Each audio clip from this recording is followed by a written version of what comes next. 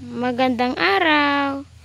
Stay tayo naglilinis ng ng aming manok at pugad nila ng mga inahin. Ayan. Yes, itlogan.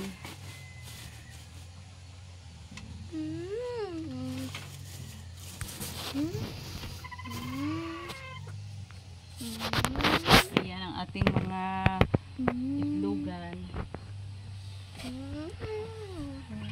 Ayan, ito yung merong Wait lang. ayan, meron tayong tatlong itlog Tatlong siya. itlog. Naglilim. Yan, naglilimlim. Sa 20 po, paano na yan? Nagpipisa. Yan. Tsaka ito. Mm.